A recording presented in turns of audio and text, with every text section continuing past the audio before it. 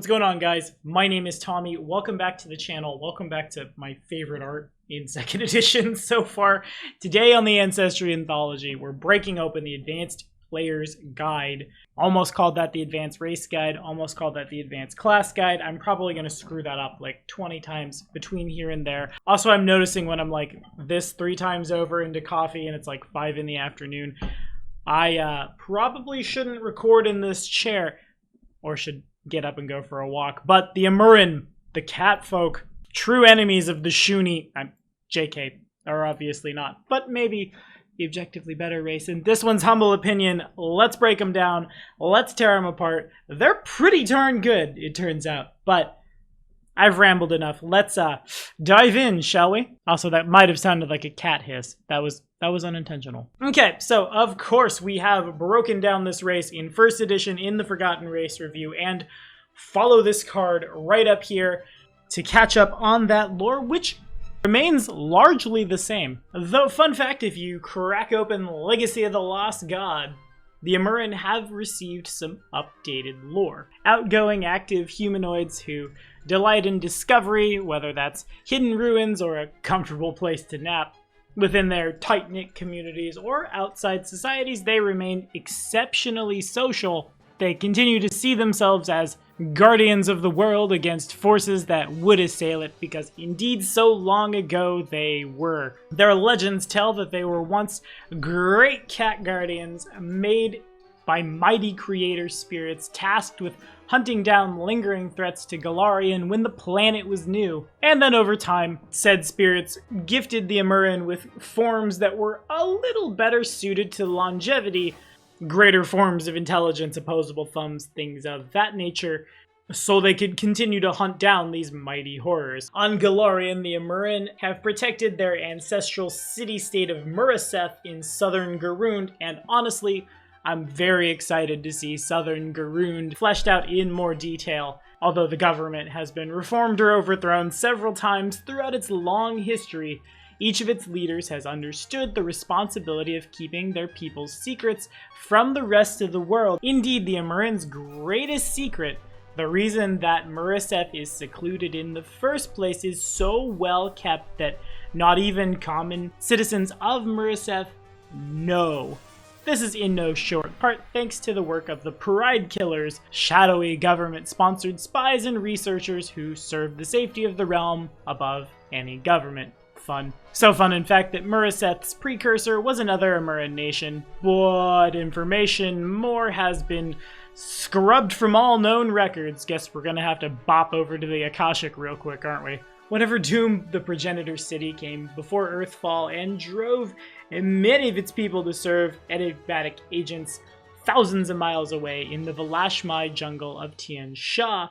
But we digress. The Amurrun in Golarion present day are usually born into large extended families who might be traveling in search of work or good hunting grounds, or they might hold up for years at a time in the same place, even though their travels likely see them come and go throughout their lifetimes. Advanced education, from the art of combat to the practice of powerful magic, traditionally takes the form of apprenticeship. Most masters have one or a few apprentices, and rare is the Amurrun crafter, warrior, or mage who doesn't have at least one pupil. Anybody ever seen the Sad Cat Diaries? Yeah, there it is. Really gotta work in groups to fight the monsters who can both eat and yell with one action. The Amurrun keep in touch with the closest of the few cultures around the world by sharing news when they cross paths with others of their kind. In traditional Amurrun settlements, it is generally believed that travel is an opportunity for personal growth that all should pursue. It is in fact a great way to deal with personal conflict, wounded pride, political disagreement, and everything in between. Now let's hit it mechanically, shall we? These guys get 8 hit points, are medium, with a base speed of 25 feet, and see the exact same ability boosts and flaws that they saw in 1st edition, a buff to dexterity and charisma, a flaw to wisdom, and 1 freebie. Again, gonna keep saying it till I'm blue in the face, long live Dex Chaw. They begin play speaking Amurrun in common. They have the humanoid and catfolk traits, low light vision, And when an Amurrun falls, they take only half the normal damage and do not land prone. You knew you'd see it. For our heritages, the clawed catfolk has particularly long and sharp claws capable of delivering bleeding wounds, a claw unarmed attack that deals 1d6 points of slashing damage. In the brawling group with the agile, finesse, and unarmed traits, the hunting catfolk gets imprecise scent out to 30 feet and a +2 circumstance bonus to track a creature or object if you've smelt it before. Jungle catfolk ignore difficult terrain from undergrowth, and greater difficult terrain from undergrowth is only difficult terrain. 9 lives catfolk. If you are reduced to 0 hit points by a critical hit, you become dying 1, not dying 2. And winter catfolk treat environmental cold effects as if they were one step less extreme. Ancestry feats, cast luck. It's a free action once per day when you fail a reflex save. Reroll the thing. So yeah, right out the gate, that's real good. Catfolk lore gets you trained in acrobatics and survival, or other things if you're already trained in those, as well as catfolk lore, aka everything I just dumped on y'all. Catfolk weapon familiarity gets you trained with the hatchet, kukri, scimitar, and sickle. An interesting choice, but alright, sure.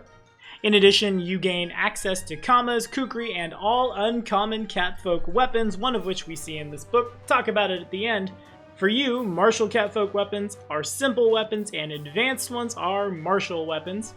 Well-met traveler gets you trained in diplomacy. If you would automatically be trained in diplomacy, you get a skill of your choice instead, as well as the hobnobber skill feat at 5th level catfolk weapon rake. When you crit using a catfolk weapon, or one of the weapons listed in catfolk weapon familiarity, you get the crit special effect, climbing claws, gets you a climb speed of 10 feet, light paws lets you stride then step, or step then stride, ignoring difficult terrain and that fighter trying to take your head off. Springing leaper says you can leap as a 2-action activity to double the distance. You can leap vertically, or as a 3-action activity to triple the distance. You don't automatically fail long jumps for jumping in a different direction than your stride, so that's fun. Oh, whoop, something popped out of the bush and I didn't see it before, or didn't smell it because I didn't take that heritage. Well, let me just yeet myself 90 degrees in the other direction. But the good one here, expanded luck, lets you use cat's luck if you fail or critically fail a fort or will save, though you can still only do it once a day. Is this as good as halfling luck? No. It takes you 2 feats to get there, whereas it takes the halfling 1, but the variation is, yeah, it's not bad. Dare I say, not every character I make in 2nd edition will be adopted by halflings? Shocking! At level 9, aggravating scratch. Let your claw strikes deal an additional 1d4 persistent poison damage on a critical hit. And if that's not cat scratch fever, I don't know what is. Shared luck, if you got cat luck when you use cat's luck to reroll a reflex save, any creature you choose within 10 feet who also just ate it to that fireball can also reroll and use the better. Fun. Wary Skulker says you can perform the Scout Exploration activity at the same time as the Avoid Notice Exploration activity. Honestly, are y'all using exploration activities? I haven't GM'd as much 2E as I would like, and I don't know, that's like the one part of it I've yet to really wrap my head around. I'll be GMing more 2E in my future once we get done with the Tomb of Horrors.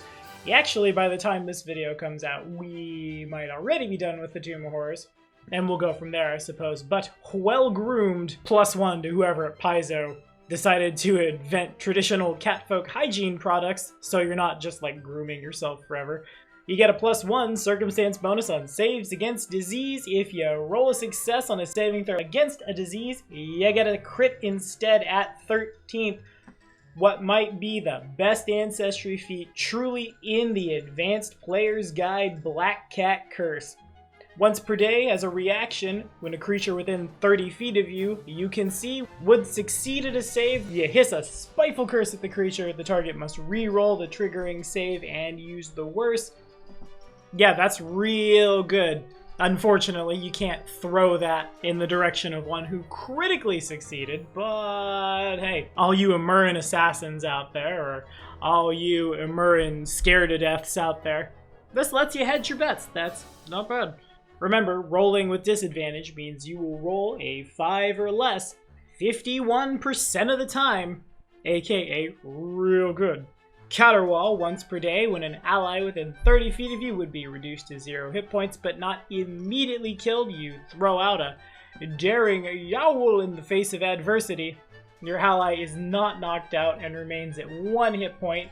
Your ally's wounded condition still increases by 1 as if they had been dying or recovered, or your orc ferocity can go to friends. Yeah, sure, not bad. Catfolk weapon expertise, of course. If you would get real good at weapons that aren't catfolk weapon familiarity weapons, you get those too. And lastly, reliable luck. Lets you use cat's luck once per hour rather than once per day. Ooh, okay, so there's quite a bit to unpack on this ancestry, it turns out. Black Cat Curse and Counterwall are both real good. When you need somebody to fail something right now, there it is. An orc with an Amurrun friend. Or if your GM will let orcs and Amurrun breed true, can push their ferocity even farther. Yeah, no, this ancestry is a lot of things, and strong is most of them. Right there, in and of those. Pseudo-halfling luck aside. And I think that means you're gonna see this Ancestry C play a lot. Maybe even a lot more than we used to. I don't know. I didn't play first edition Pathfinder until 2014, and so basically everything had already been rolled up already. So maybe I'm a little biased because I'm watching all of an edition go from beginning forward. But yeah, no, I bet you're gonna see a lot of Amurrun assassins, Amurrun witches, scared to death folks, and I think that's really cool because within this ancestry, we've made those that much more playable, and if I were to play an Amurrun, there it is. Honestly, you're probably going to see an Amurrun assassin come out of BDG for that exact reason.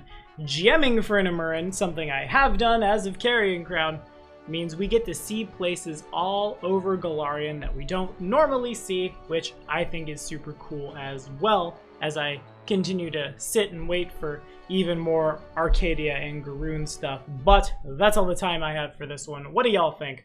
Are we rolling up the Amurrun? Are we playing him? Are we GMing for him? Let me know down in the comments. Thank y'all for watching. We'll see you next time.